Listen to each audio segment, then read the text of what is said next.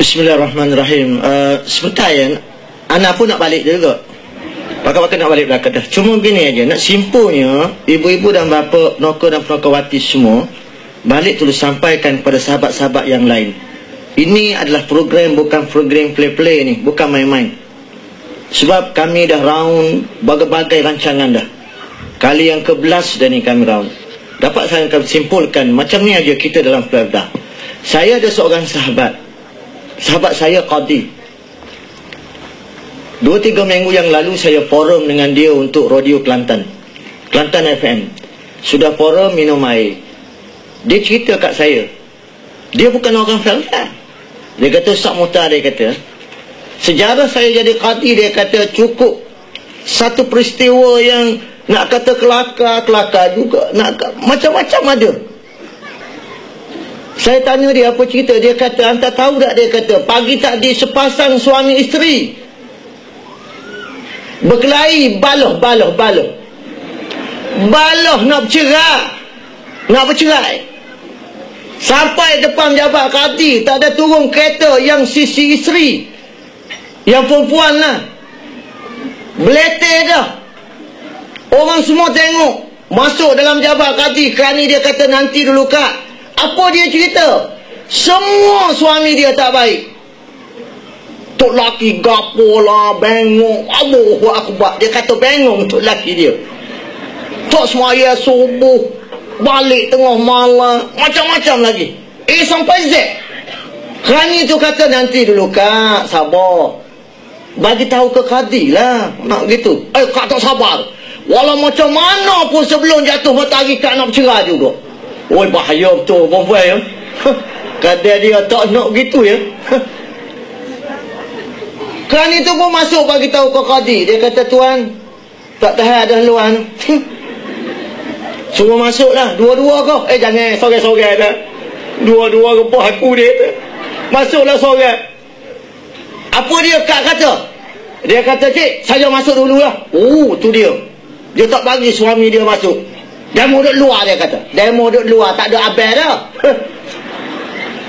Abang dia pun duduk congok gitu. Hero, kata gadusnya. Relax je Hero. Masuklah dalam. Sambil berjalan tu cerita dah.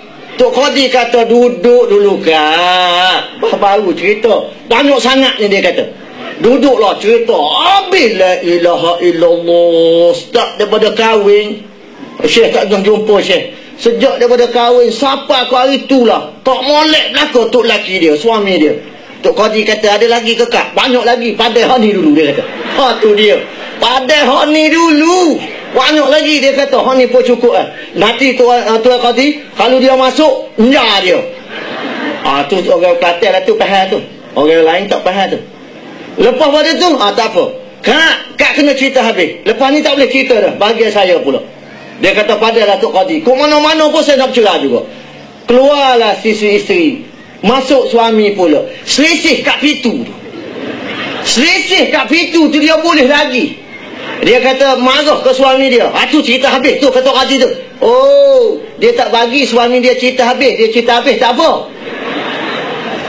Dia pun masuklah suami dia duduk. Orang lelaki ni dia malu sikit kan. Pasal dia tahu tugas tanggungjawab dia, salah dia. Tapi kesimpulannya ibu-ibu dan bapa-bapa, yang suami pun kata, siapa Z, isteri tak baik juga. Masuk nasi hangit, goreng ikat, kerah. Orang tidur nak main bola, dia tak cara. Nak main bola kan, Kelantan lawan Selangor kan. Dia buat tak tahu ya. Macam mana tak marah Tuan Qadi? Akhir sekali cerita pendeknya, pasal semua dah nak balik, Tok Qadi pun kata, masuklah dua-dua. Tok Qadi kata apa? Kak dengan abang bawa kecek. Ni giliran saya pula. Saya dengar siapa Z tak molek belakang ni. Sekarang saya nak tanya, berapa tahun dah kahwin? Yang perempuan jawab, 30 tahun dah, dia kata. Orang puan lah tu tapi bukan sini lah. 30 tahun dah. Berapa orang anak dah? Hak Tino tu jawab. Dia kata, tu 6 lah. Tok Qadi kata 6 orang dah. Masa 6 dapat 6 tu masa mana? Bila masa? Pasal bunyi kelahi je. Macam mana nak tidur sekali? Tok Qadi hanya macam tu. Dia kata ada juga tika baik. Ada juga tika baik. Ni kali tika baik. Tok Qadi kata, tak apalah kalau macam tu. Tak saya cerah lah lagi hari ni. Marah dia ke Tok Qadi tu. Bila dia marah, Tok Qadi pun kerat-kerat. Tok Qadi kata, tak apa Kak. Kalau Kak nak cerah juga, pagi esok, cerah tanah, Kak siapa di jabat saya terus sign. Cerita pendeknya ibu-ibu dah bapa, baliklah dia dua tu. Sambil-sambil belebek, perempuan orang nak cerah tu. Biasalah orang perempuan kan, dia tak ada break ni kan. Gitu. Lepas pada tu ibu-ibu dah bapa semua, Tok Qadi tunggu pagi besok. Tak siapa. Seminggu tak mari. Sebulan tak mari. Sebulan 2 bulan tak mari. Dengar-dengar cerita, tambah seorang lagi anak. Jadi 7. Allahu Akbar. Tok Qadi kata tak apa dah tu, line clear. Rupanya kita dalam faedah gitu juga. 30 tahun dah duduk dalam faedah. Faedah tak betul. Faedah tipu melaka. Faedah batu. Faedah gani. Sampai hari ni pun tak balik-balik lagi pun. Duduk dia rentang lagi.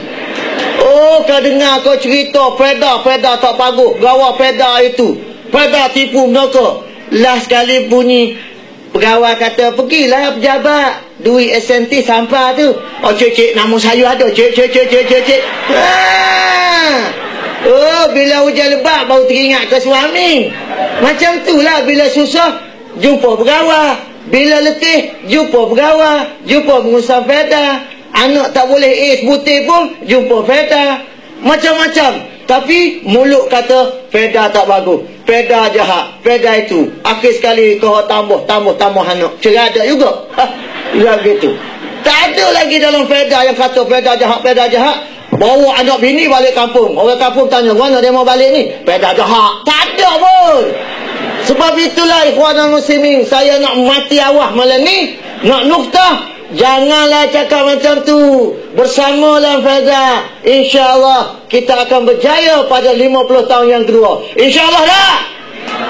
InsyaAllah. Wallahu a'lam. Wassalamualaikum warahmatullahi ta'ala wabarakatuh.